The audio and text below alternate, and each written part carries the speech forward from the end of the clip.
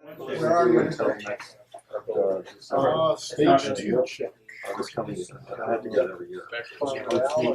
Good afternoon.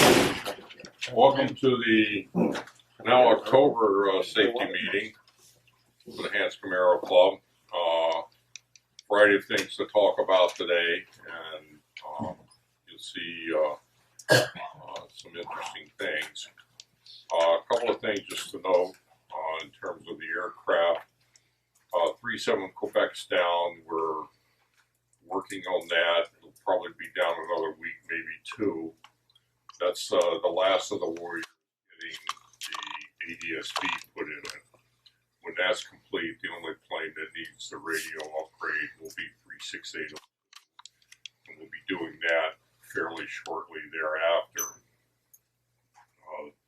That's that. Second thing is, if you go out in the hangar, you'll see 36120. It's back. It's painted. It looks gorgeous. Just take a look at the outside. And other than I want a little bit deeper blue, we'll be doing all the airplanes over time like that. Really a nice job with the paint job. So you can go out. It's in the hangar. We're working on it. Doing its annual. Found a couple of interesting things, so it'll be down for another week or two. We're having to replace the left main gear strut, the bearing and the axle are all messed up. And it turns out you can't get just the axle; you have to get the whole assembly. So that's coming; should be here tomorrow. All the other airplanes are up. 2 on Charlie. Got about 5 hours left on it before it goes down. It'll go down, and hopefully we'll turn that around relatively quickly.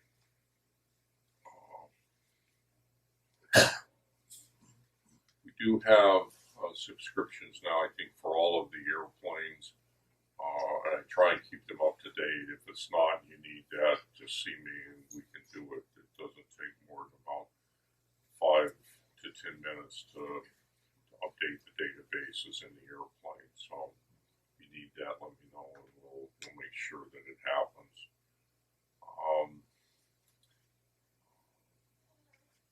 We are in a new fiscal year here. So we finished the year pretty strongly, which is typically the case, but keep on flying through these next few months. December is always one of the months that's a little bit of a struggle for us between the Thanksgiving and then the Christmas holidays and people doing various things. So the more you fly over the next few months, the better off we are. We will have our annual holiday potluck. I'll look at the date and let everybody know. We've typically done it on the third Wednesday, like in lieu of our normal meeting, but it may be the case where that's late enough. We do it a little earlier, so I'll let you know. But that's always a good time and some special things we do there. Just in terms of other things, the heat has not been turned on in the building yet. I expect that will happen shortly, so please don't leave the hangar doors open as it gets cooler. It's pretty tough working out there at 40 degrees. Scott and the crew keeps us flying, so please be nice to them. Also, as you look out this way, this right-hand hangar door is pretty tough to close sometimes. If you have a problem, grab one of us or get some extra help to help push it closed. The civil engineering folks on base know about it. There are plans at some point to fix everything there, but it's not happening anytime soon, so just be aware of that. What else?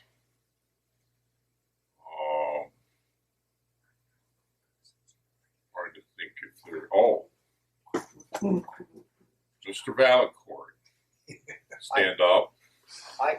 Stand up. Mark is our latest instrument pilot as of this morning. So congratulations.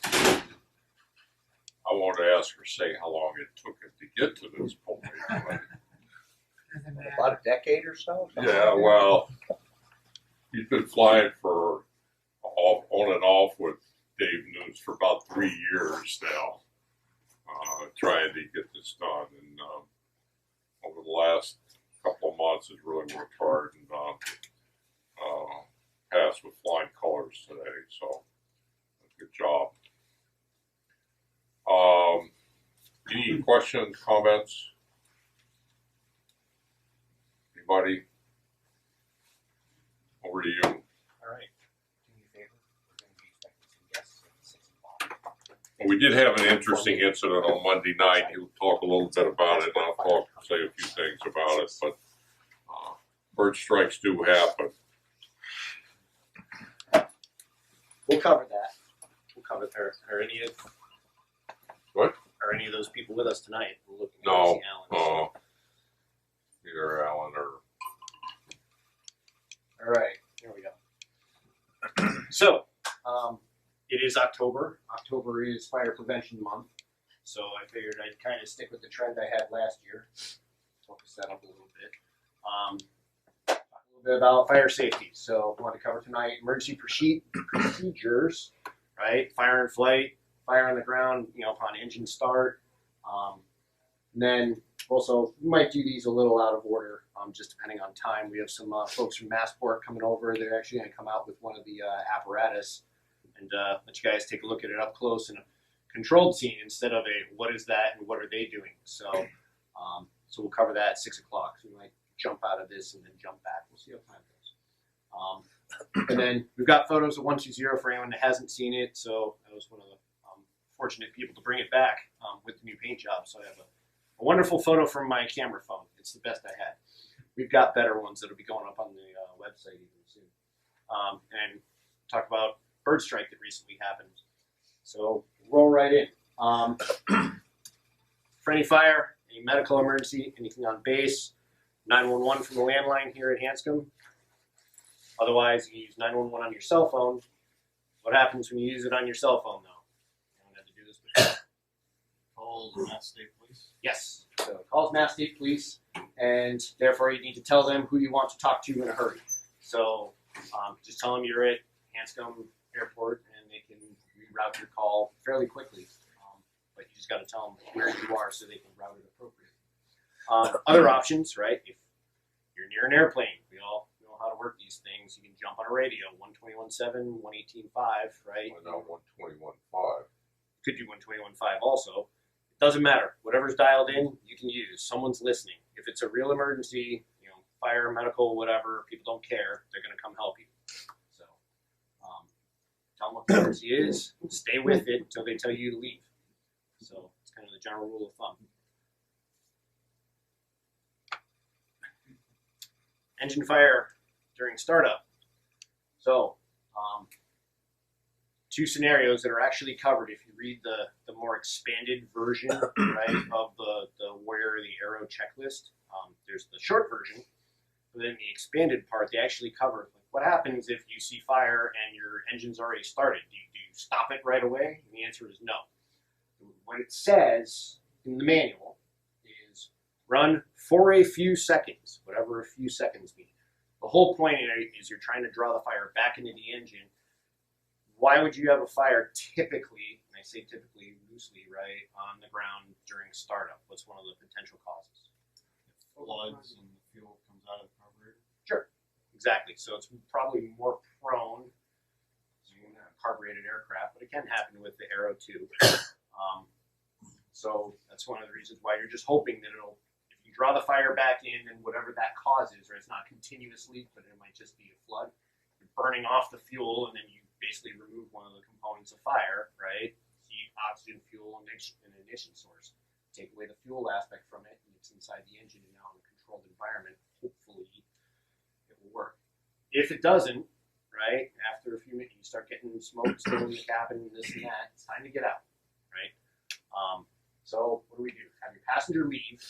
You have a passenger. If you do, great. Use them. They can help you. They can call for help while you're managing the plane, and then time for you to go. So if you haven't started yet, you want to keep trying to crank the engine. So right hand, right, off on the mixture, up on the throttle, continue to crank, and then shut off the fuel and get out. Any questions? Comments? Now, we actually had this happen. Alan Bugos and LRCs. LRCs were in 28381, and they spent an hour doing various maneuvers. Landed here and roll out the engine quit. They proceeded to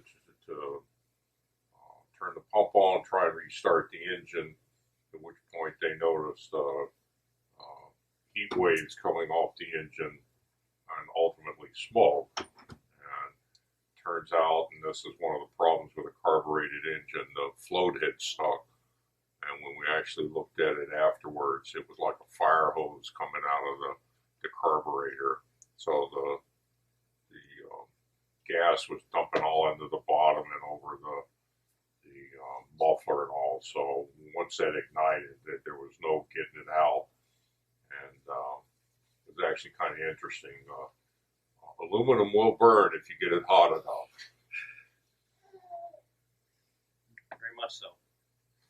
Yeah, and that's a good point. So we say it's on startup. You can have a fire on the ground, in various scenarios. So yeah, in that case, right, you can keep cranking all you want. It ain't going to fix the situation, which is why try it. That's I think why the ambiguity for a few seconds, and then it's kind of a judgment call. But if you can't breathe, it's time to go. Well, we also had another one, which Mike and one of our Justin.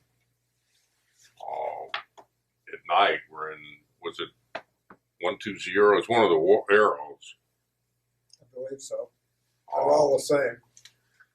All of a sudden, literally, the cockpit filled with smoke.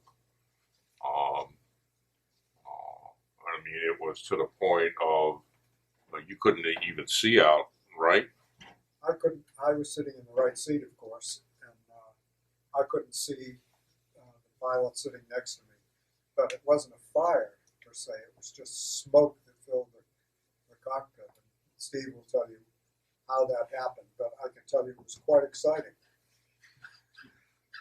And they bailed. Basically, what happened was one of the wires in the bundle shorted on the control yoke because it had rubbed on it and burned the insulation off, and just about 3 or 4 inches of insulation burning was enough to fill the cockpit completely with smoke.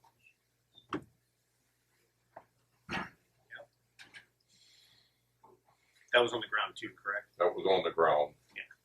I mean, especially on the ground, your life is worth a lot more than any airplane. So don't worry about trying to save the plane or this and that. We'd rather have everyone safe, and whatever happens to the plane happens to the plane.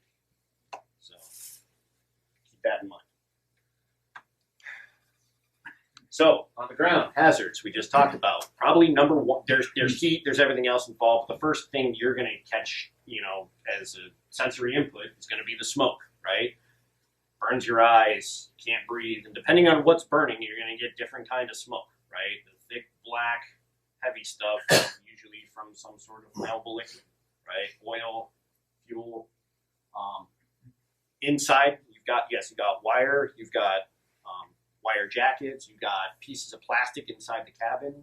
Plastic is oil, right? It's kind of so once that gets going, once it gets hot enough, I've seen plenty of dumpster fires, trash fires, this and that, couches burning. It's all the same. It's all plastic.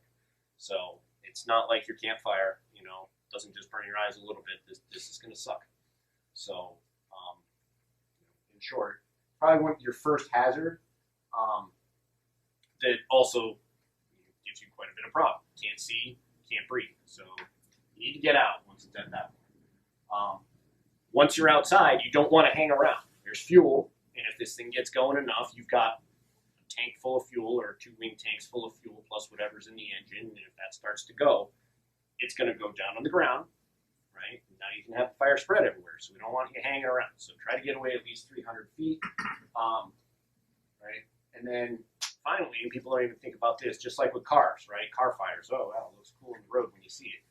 One of the big hazards from that, too, and I can tell you from experience, luckily I was wearing my turnout gear at the time, is, because we used to train for this, tires also, when they get hot, air inside them expands and you get flying hot rubber. So another reason why you don't want to hang around, especially if you're in street clothes. So that's why, yes, go away, call for help, don't hang out, just take a little bit of cover because there's plenty of hazards even if this thing gets going. So that's all assuming someone doesn't come put this out for you right away. If they do, great. In flight. So this is the one that's harder. You can't just pop out from the door and get away from it. So per the checklist inside the book, right? You have a problem if this happens. So they say try to identify the source, right? Is it something you can just turn off the master real quick? If it's an electrical fire, and then at least stop the cause of the fire. Try to break the, some of us grew up with the fire triangle, now it's the tetrahedron, right? Try to get rid of the ignition source.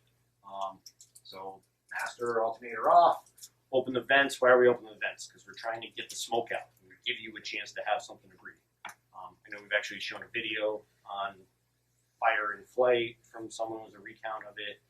We're not doing that tonight, but I think you guys are aware. If it's in the engine, really not doing anything different. The main thing you need to do is get on the ground and get on the ground safely. It doesn't necessarily mean that you're going to be on the ground in a runway, because you probably, if this is really happening, you may not have time. More often than not, you will not have time, but you do want to walk away. So do your best with the situation you have. So that's why I pop the vents, pop the door, do whatever you can to open that container that you're in, right, to get some air for you to breathe and get the smoke out so you can see and land properly. So if that electro happened where he literally couldn't even see the pilot next to him, that means you can't see any of the instruments, you can't see out. Correct. How long do you really have before that plane goes, before you have it turn in a way that you can? Every situation's different. There's no manual for this one, Would right? you have to like open the door, and would that be enough? You do whatever you can, but what are the things you can do? Let's talk about this for a second. What are your options? Open all the windows and doors if the plane has it. So most of our planes have one little window hatch on the cockpit side, right? It'll help, so yeah, open it. And you got the door on the right. It's what you got. I mean, we're not kicking out windscreens or anything else. It's got to be practical, right? You're still going to fly the plane. And the goal at this point is not save the airplane. It is to walk away. That's it. So, yeah, you very well may not be able to see your instruments well. You might not be able to see out of the cockpit very well. And it's a crappy situation if it happens. So you do the best you can do. But there's one goal. Walk away.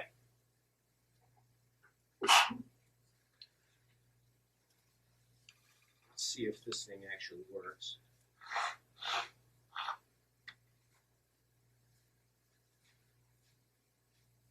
If it doesn't connect shortly, we're going to skip this.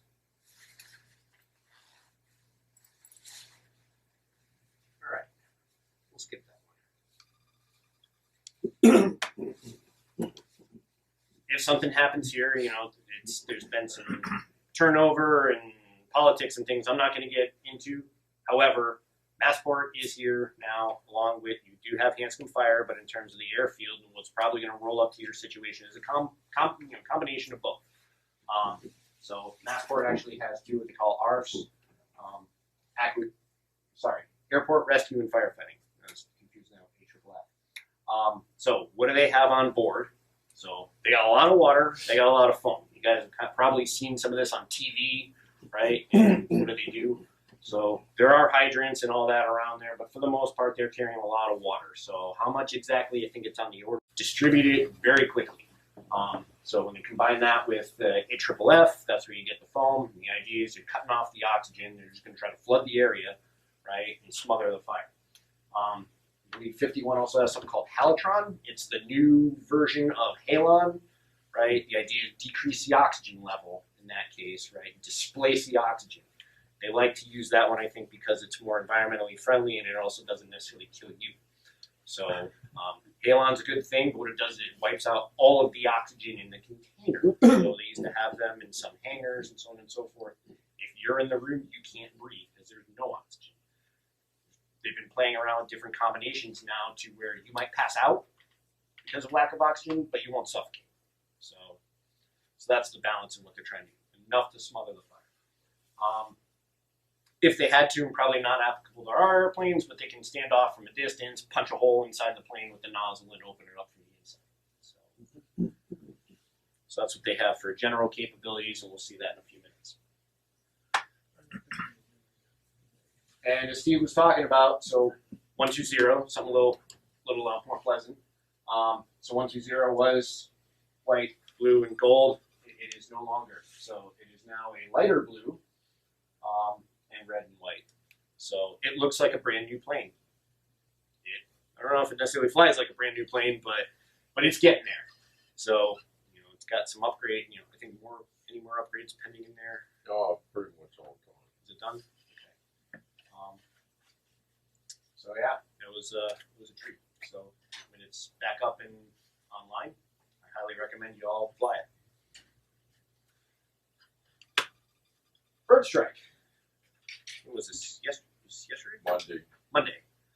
So what happened? Well, this is 4-5 Mike. 4-5 Mike. So it was in the evening. First bird meets plane. And from the reports that we heard, it's not, wasn't even aware, except the windscreen is foggy. Well, it wasn't fog.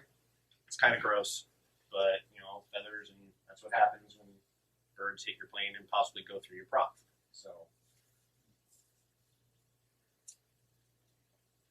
some other pictures of the front of the cowling, and the side near the prop. So.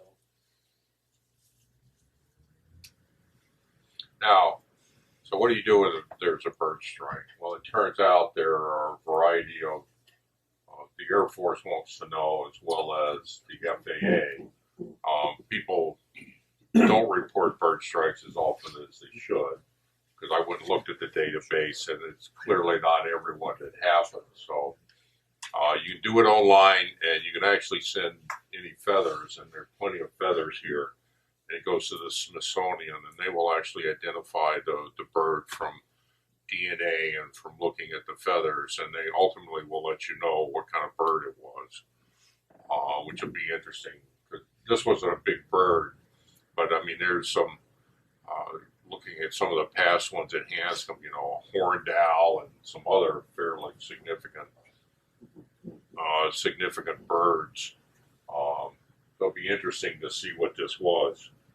They called me. They said we didn't know what had happened. I mean, the windscreen kind of fogged up, and we got out and look afterwards. There was no thump. There was no physical indication that they'd actually hit something. You think that even they're on the approach 200 feet above the ground, so a mile out, 3/4 of a mile out, and no thump, no nothing.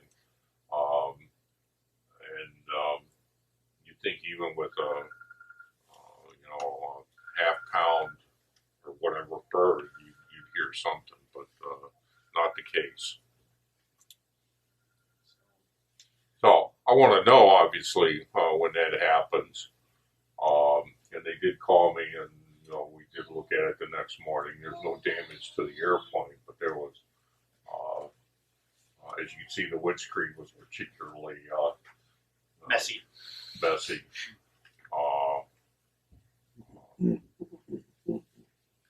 so, just be aware of it. And like I said, we've got a bag of feathers that we'll send to the Smithsonian and ultimately find out what it was. And we'll let you know just arrived. Chief? Good evening. My name's Assistant Chief Eric Warren. I was thrown under the bus by one of the other chiefs to give a talk today. So, what exactly are you looking for? A brief overview of the mission and what we do? And, Yeah. All right. So, we just we assumed the mission about 4 years ago for the index operation and protection of Hanscom Airfield. We now also do full structural response. We have one of the crash trucks outside for you guys to check out in a minute. We provide full command functions, hazmat, medical, full service for Index B. And I mean, we can get into the weeds on any kind of fire subject you want, but if you guys have any questions, I'm sure there's going to be something. I was prepared for that speech. We did, yes. Sure. In the case of a fire at the aircraft and you evacuate, the pilot and the passenger evacuate, you might be out in the airfield, you might have just landed. So, you know, as far as you locating, I'm sure you're gonna wanna get a count, locate the people. Absolutely. So Accountability is what one of would the your big things. recommendation be for where they go, how far away, where they stand? And Well, it depends if you can stand. It depends on the level of the crash. So one of the first things we when do. they're getting away, they exited the airplane, they get away, the airplane's on fire. What, you know, start from your perspective. You're going to see it. We're going to be there directly, but you always want to try to evacuate, obviously, upwind, uphill in a safe direction. Avoid the fire, you know, jagged pieces, stuff like that. If it's slippery or any of that business, which is potentially hit with rain or snow or ice or whatever. Be careful. You're in a bad situation. Don't make it worse. You want to get away from the aircraft.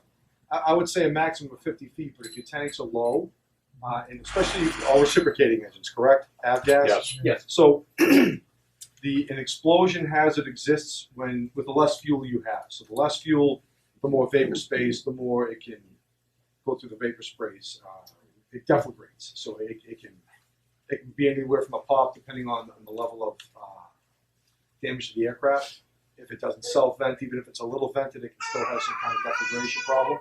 And 50 feet, 60 feet, 100 feet. You just want to be away from. You want to evacuate upwind, uphill. But if say this is an aircraft, here's upwind, here's uphill. We train our guys constantly. We don't want to smell you. So we want to not that you guys are offensive or anything, but it's a saying. We bring the trucks in on civilian aircraft to the nose, so we can get better reach and maximize any kind of environmental issues to our benefit, not to our detriment. And then we're gonna immediately get into the aircraft, especially in the smaller ones. We have reciprocating engines, magnetos, and stuff like that. We want to get those keys out and get that thing shut down and stop the fuel flow. But our primary concern is life safety. So our incident priorities are life safety, incident stabilization, protect property, environmental concerns at the bottom, and then kind of get everything back in order. Since I've been here, I've been incident commander for 5 different alert 3s. So we have alert 1, which is minor, alert 2, something that would affect the aircraft after normal landing, and then alert 3 is an actual crash. You know, the small ones. I know it seems pretty bad for you guys, but they're like a car accident to us. They're not really that. We're all coming from Logan, so 747s tend to present a slightly larger hazard than a Cessna hazard, not to mention the amount of people that you're going to find on board. So we have a 3,000 gallon Rosenbauer Panther that's outside. That carries 3,000 gallons of water, 400 gallons of foam concentrate, which allows us to produce about 3,000 gallons of foam. So if I'm not mistaken, these are no more than 100 gallons, the aircraft that you fly? Yeah. Correct? So if we can't get a fire out with 3,000 gallons of foam, I need to get a new job. We also carry 460 pounds of halotron, which you wouldn't use in your case because it's a chemical asphyxiant that attacks the chemical chain reaction of the fire. So it would be more for a jet engine to kind of preserve the jet versus put dry chemical in, which is a little corrosive. And then, we also carry dry chemical on there, 500 pounds of potassium-based bicarbonate, which also attacks the chemical chain reaction of the fire. So one other cool thing, you guys may like that stuff, is the dry chemical actually directly injects into the foam stream, which produces hydrochem. if you guys get online, it was actually developed for real large fuel fires, and it enhances the abilities of the dry chemical with none of the disadvantages. So it's the only thing that really works on three-dimensional fires. So it's stuff's pretty phenomenal. So like I said, and plus we have some really good talent, firefighters and captains and stuff like that. So we're bringing a lot of expertise because we're not just here. We're still hand at Logan. And I also used to be a boat captain for the fire boats for 11 years in Harbor. That was a few years ago. So One thing I want to emphasize in all of this is if you have a problem in the airplane and you're flying, do not hesitate to declare an emergency. There's no harm, there's no foul, there's no penalty. And most of the military flyers seem to have gotten that and will declare an emergency even over relatively minor things. But I've seen people here, the smoke, not literally, but smoke's poured out of an engine and they're not declaring an emergency. There's no harm, there's no foul, and you may save somebody's life because these guys are already out there ready as you're landing, as opposed to somebody in the tower hits the crash button at the and last. we're free. Well, we're not free. We're free to you. Steve, if I could just jump on what you said. I mean, the number of times, I don't even know how many times I've actually declared emergency in flight because it's just something happens, it's the abnormal, you sit there, you do it. Traffic priority coming in, you come in, fire truck greets you, you sit there, worst, best case of everything, they look you over and, sometimes they'd even follow you in just in case, depending on what it was. And if everything was fine, you go your merry way. We had smoke one time in an airplane when I had anything, but I don't even know how many times you declared it. You get in, you don't have to worry about anything else. You're not trying to, you get the priority to come in, they clear other people out of your way. The people who know what they're doing look at the airplane, and if everything's fine, you go your merry way. No issues with that. So from the second you land, we have you on thermal and infrared. So we're all with the second once you declare, we're pulling you up on iPads, we're checking out your aircraft, what you have, we're communications with the airport operations shift manager, we're worrying, depending on the level of your particular emergency. I have access to the entire East Coast of firefighters and special teams and everything else. I'm the guy that calls them. So the more information we have, the more I can judge what your situation is. So usually if you land and you say, I have a rough running engine or I'm low fuel or there's someone sick in the aircraft, you're going to land, we're going to be ready. We were just throwing down piles of chicken and rice and broccoli. And so it gives us a chance to put that down and maybe put it in the fridge. You know what I mean? But we'll be out there waiting for you 24 hours a day, 7 days a week. So we're usually going to wait right in front of the firehouse. So that's one of our procedures. So as you're coming in, we get as much information as we can, how many people are on board, what type of aircraft, how much fuel, if there's any dangerous stuff on board. And then you do what you got to do. We'll take care of the rest. Try not to crash. And that's it. And if you do, we got you.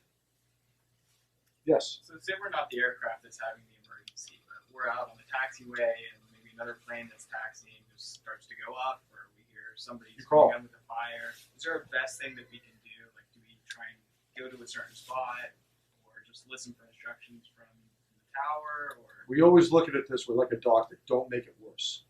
So whatever you think is prudent at that time, because when you're dealing with any kind of emergencies, one of the things we're very good at is dynamic situations.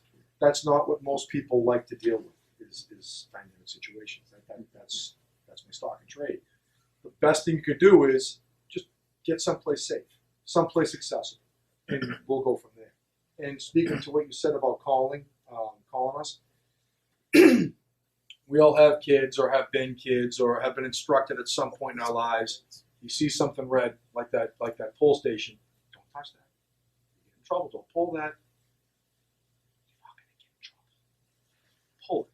So those things, it's a paradigm that we all have been raised with. It's an unfortunate thing. You see extinguishers, but they become part of the fixtures. You don't really look at them. We do, but you don't look at them. You don't look at exits. You don't look at sprinklers. You don't look at pull stations. These are all things that get us there immediately, and these are things that can help you.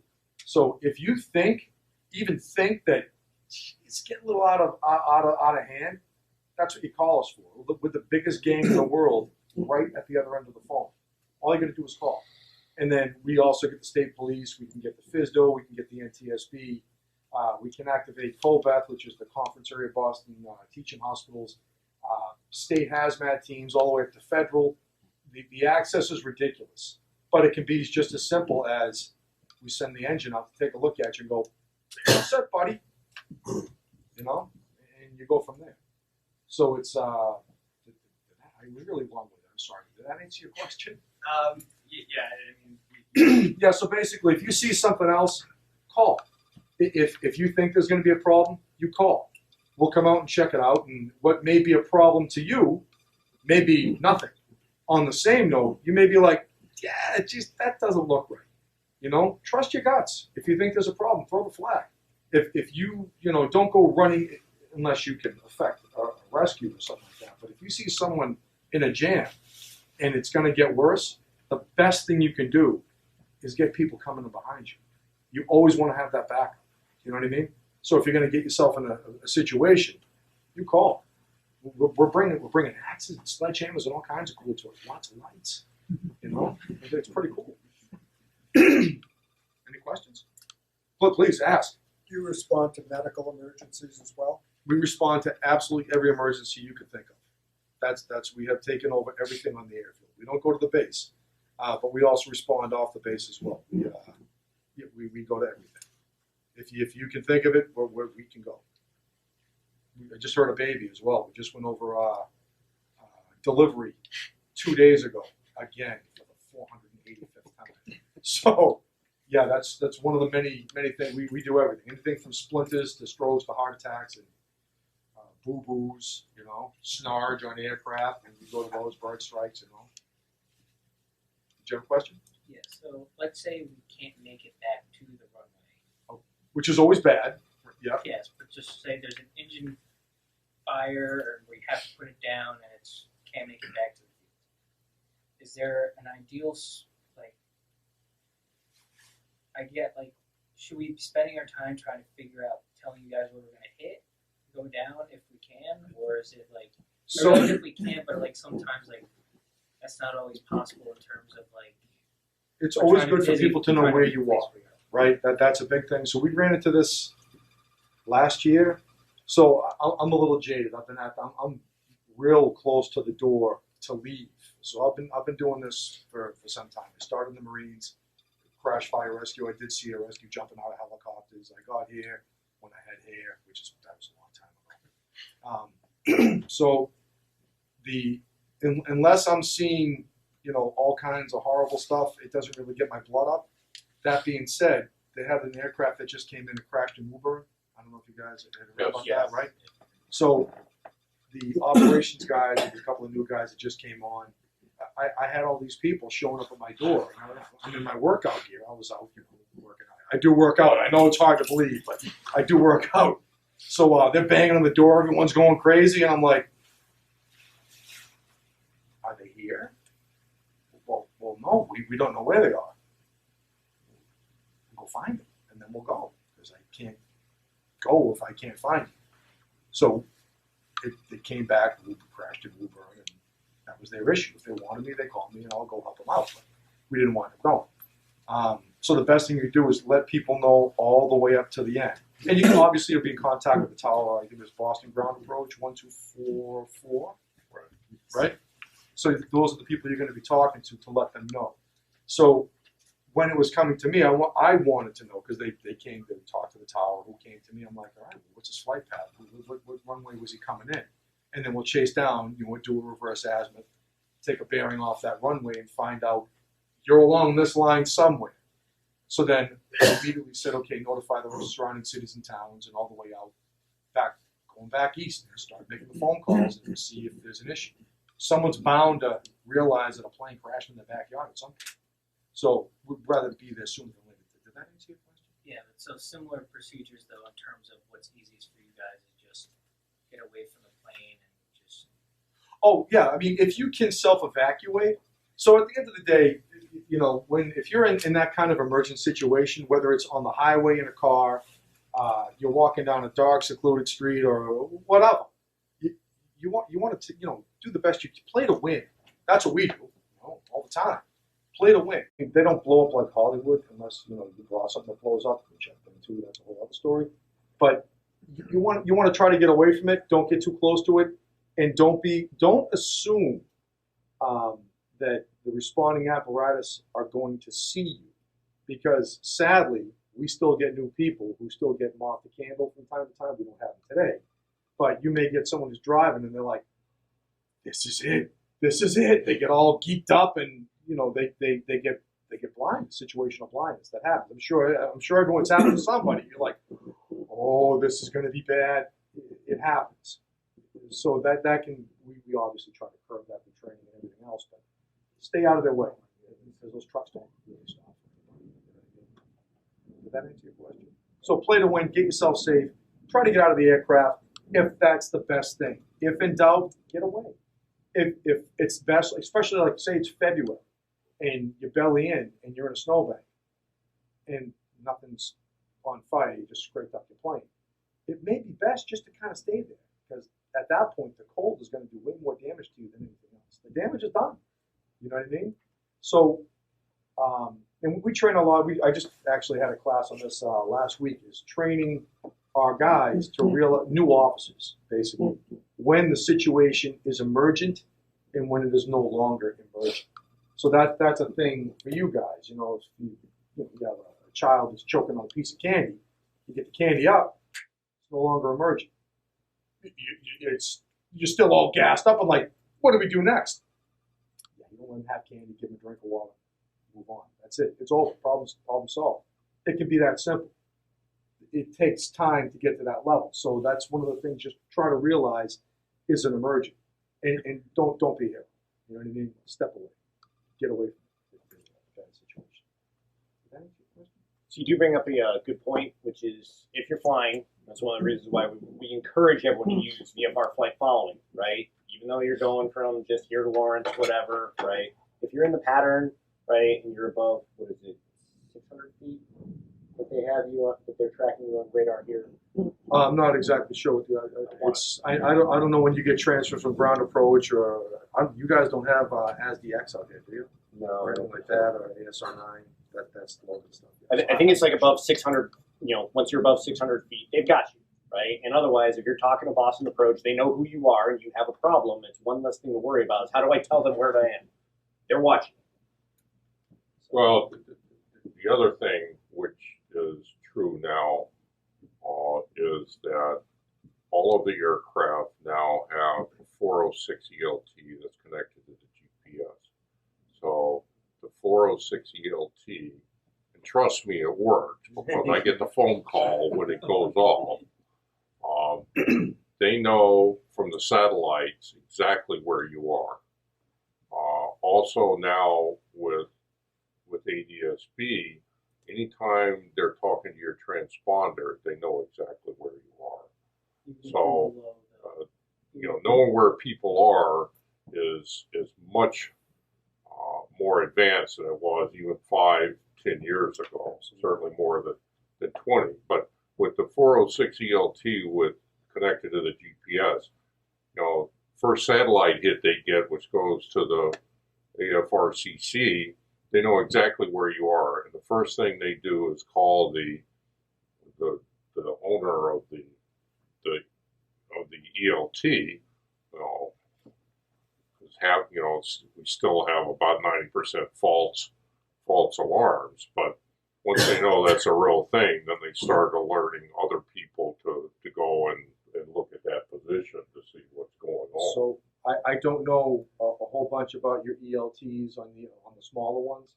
I know the larger ones. They use inertia activated ELTs, and they're 406 megahertz. They also transmit on 1215 on the guard, and it's instantaneous now. I'm not exactly sure what the G-force is that sets it off. But back in the day when I was a fireboat captain, we had all the gear to track down 1215, and we got alerted on the Blue Ocean tracking system for the SARSAT system on 406 for aircraft or boats or whatever. The G-PERBs, the E-PERBs, all that stuff, they all work on a similar fashion. I assume it's the same with aircraft. I thought it would be a little more advanced for planes, to be honest with you. I'm not a pilot. Yeah, today, the satellites only track 406. They don't listen to 121.5. No, we actually have RDFs to. So you have to RD. No, not here. It's on the boats. Well, you can still use radio direction finder on that because all of them in our airplanes transmit on both. Which is But good. the 406 and like CEP has the equipment. It displays the actual location of the Which is huge. ELT. Right. So finding you once we get you, it's just a matter of once we know where you are, we literally will move heaven and earth to try to get to you. Everything. It's we're actually working on an rough terrain task force, so we can have all the cities and towns be on a running card, an automatic call. So if you want to come down in woods or bog or something like that, we can get in amphibious vehicles, gators, ATVs, with rescue personnel on board that have gear, small fire pumps with foam and stuff like that to try to do everything we can to get. That's what we do. That's our job, is to find you if there's a jam. Now, one of the issues that's true in Woburn, it was true on a crash that was very similar, but on the other end, off the 1-1 end, almost exactly the same scenario. The problem is when you go down in some of these wooded areas in these towns, it's not easy to get to. No, it's tough. But we have, we also act, again, we can, this ties me into all kinds of resources.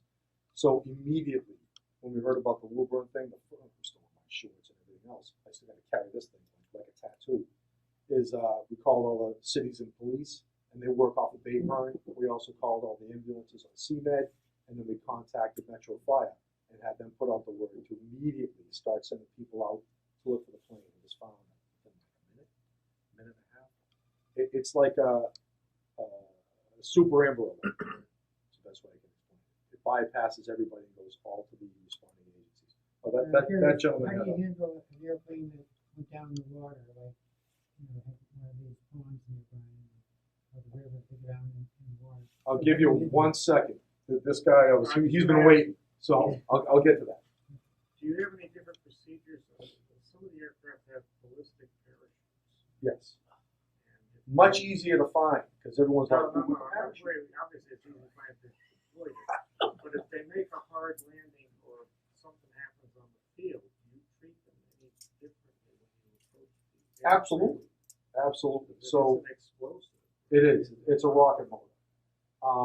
Hard rocket motor, and I don't know if you guys have seen them. It's like a big red tube with a solid fuel rocket motor in it that shoots out the back. We actually have the Cirrus hotline, all of us, right on the phone. We also have the cutters to cut the arming cable. So if we have to extricate you or work something like that, we're able to disarm you. So yeah, we're trained on the Cirrus. It's SR-CR-22. There's several airplanes.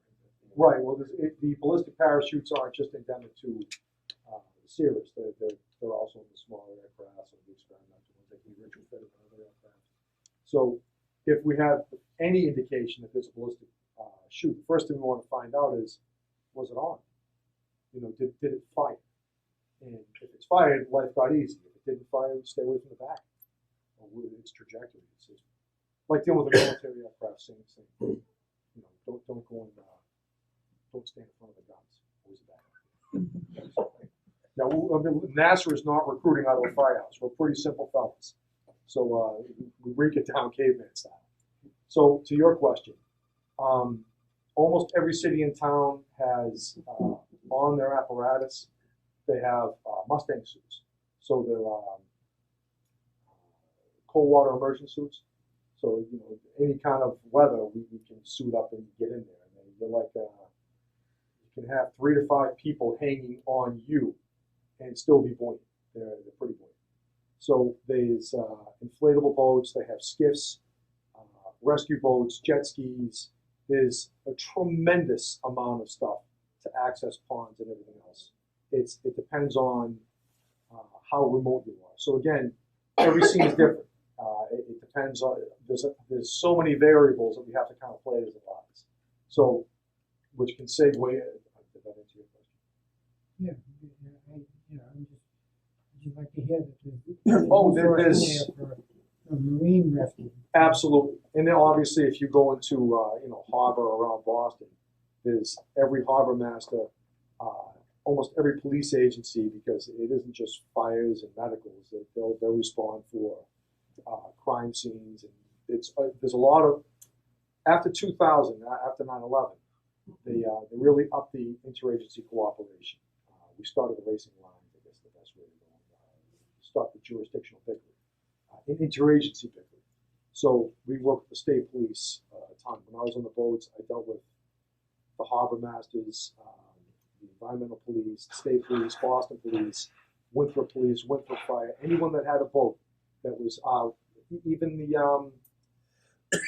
Plymouth Salisbury Marine Firefighting Annex. It tied in ferries, and we actually had the Massachusetts. I was one of the boat captains that was running the scene for the Massachusetts when it went aground in the Wilhelmina, and we used the ferries, the White Cloud and Lightning, as to stand by to receive people. We put medics on board to start triaging people, taking care of them. We had state police on board in case there were any ne'er-do-wells that caused the issue with the Massachusetts and provide security. And they floated off there off scene, and we started effecting the rescue and the ferry operation. So, yes, we.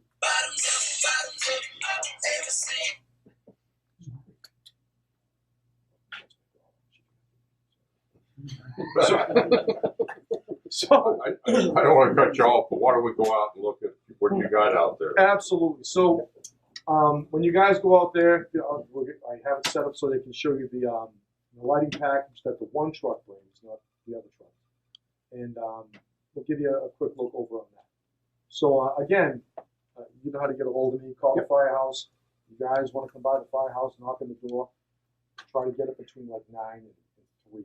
Because before we're doing work, getting our stuff together, breakfast, stuff like that. Later on at night, obviously I need all the beauty sleep I can get. So come on outside and take a look at the truck.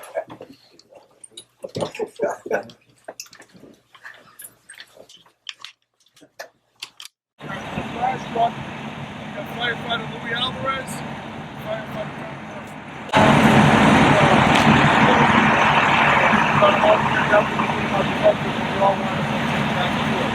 So this right here is a 2,000-gallon 6x6 hose bottle.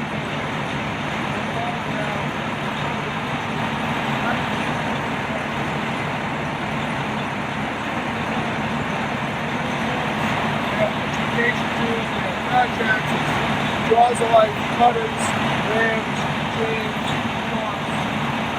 stuff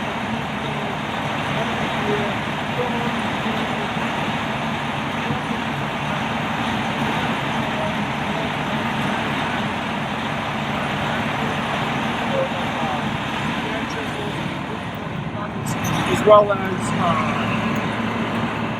an onboard generator for the electrical systems and extra scene lights. So if you guys want to come around, I'll show you some of the stuff.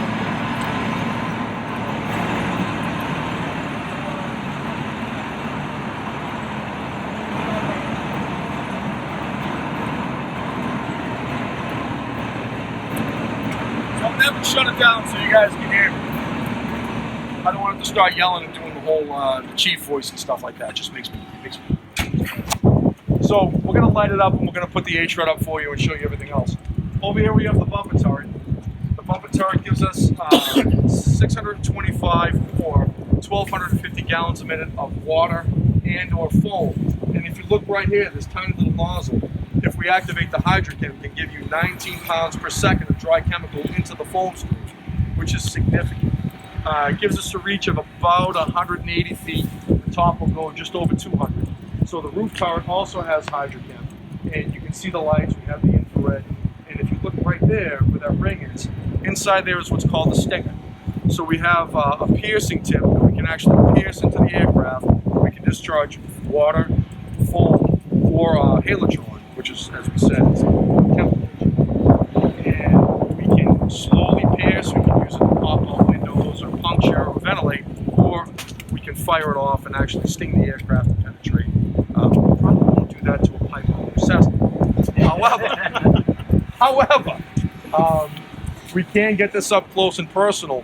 One of the things we do is we use these turrets. this truck, the whole truck is designed for mass application of agent. So unlike a regular structural engine, which is a discipline of firefighting, aircraft firefighting is to apply agent, not necessarily use water or pressurized water. So we're not just shooting water, we're applying agent, which is significant. It seems like nothing, you're like, semantics.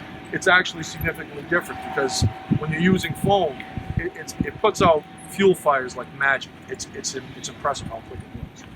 So you can see the forward-looking infrared up there, and then spotlights, mirrors, and all that good stuff. This also drops down, so we're using, in the fire service, we have multiple different types of nozzles and pressures we use.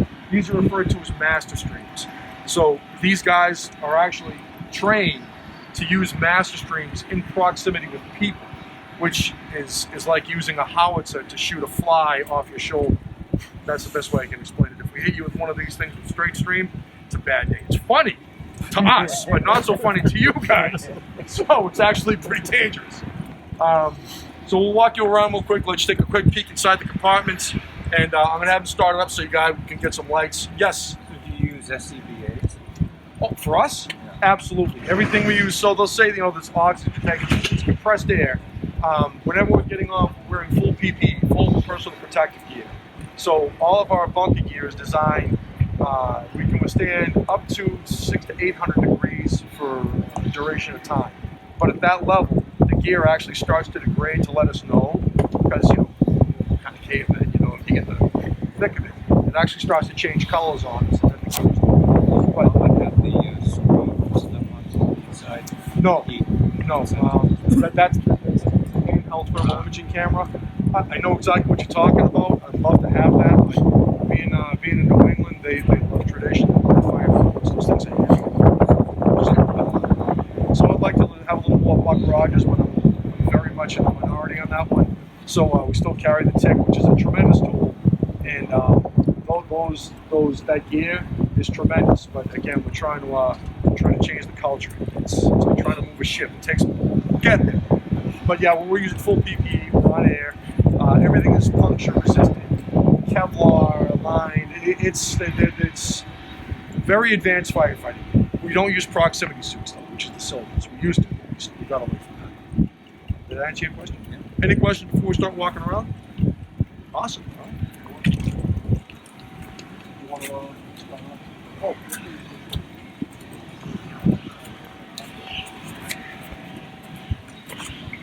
So in here, this is the structural panel, and this is what if we get into a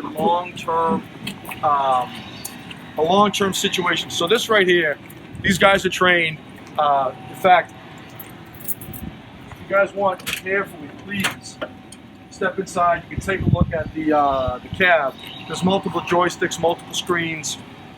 There's a lot going on in them, and a ton of radios, all kinds of stuff.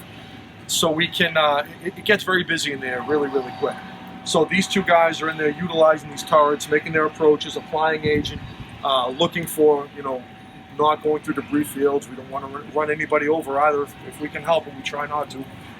As we're making our approaches, usually one of the guys will get out and guide the crash truck in so we don't have that kind of problem. But if we get into a long-term situation, it's the only time you'll see some of these compartments get open. Well, this one specifically. So this one here is a structural panel, communications package. We can reservice the truck. So we can actually go through 4 tanks of water before we have to reservice our foam concentrate. So this truck has the ability to develop 12,000 gallons of finished foam, which is significant.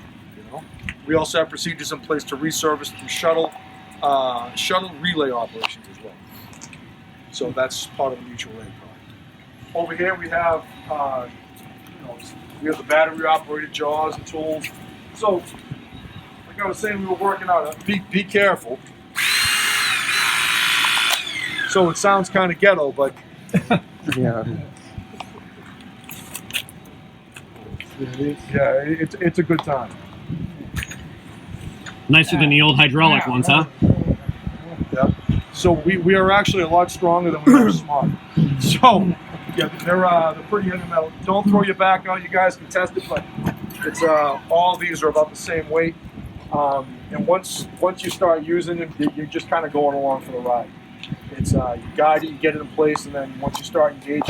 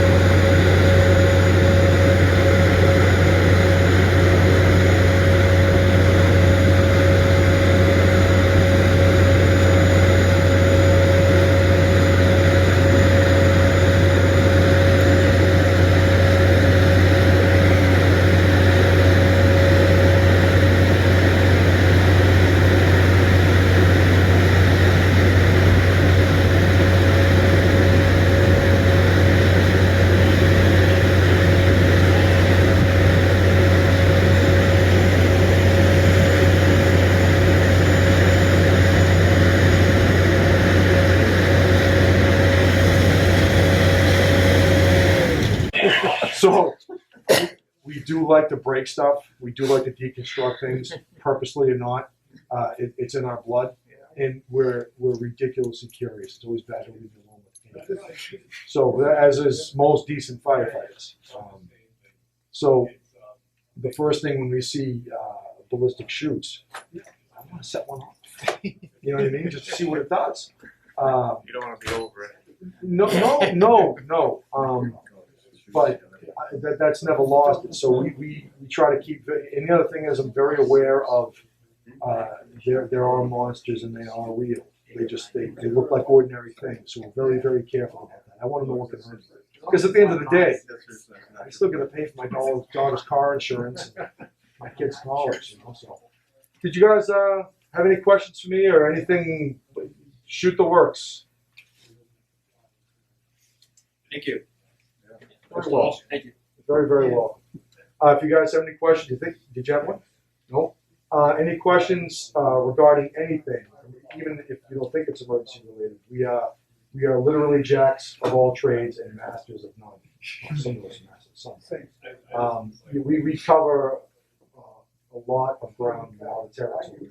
So we may not be deep into the weeds as what a VORTAC and a TAC can, how it affects us for flying, but we know roughly what they do, as well as a slew of absolutely useless information. So, yes. Do you phone the runway if you have an ear problem? No. So that they used to do that. That was a technique. They also had a technique of putting up water curtains between buildings. They were both exceedingly inefficient.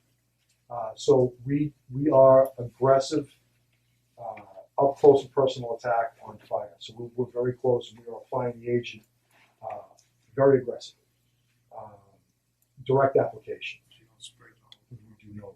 Agent conservation is a very big thing. So the runway isn't on fire. We're not worried about that. And it wouldn't help you anyway. You know what I mean? Well, So, actually, that's not quite true. having the foam on the runway? Yeah, because it makes it slick and the plane won't stop quite so quickly, which can be handy, if you don't have the gear. A sudden stop is bad, but Yeah, also a so- stop into the localizers that are energized is also bad. Well, yeah, So- but hopefully it can land on the runway. But if there were, that was one of the reasons the foam does help a little. They used to use the protein foam back then. So But I understand. You gotta keep in mind, you're talking to an old man. I just got my ARP card in the mail. So I'm kind of with you. This is a charter member. I was there when it was founded. So again, stop by the firehouse. Any questions? Any one of the ship commanders or firefighters, I'm sure, could answer the question. If not, we'll find the answer for you. All right. And I hope we never meet out there. All right. Stay safe, guys. Thank you.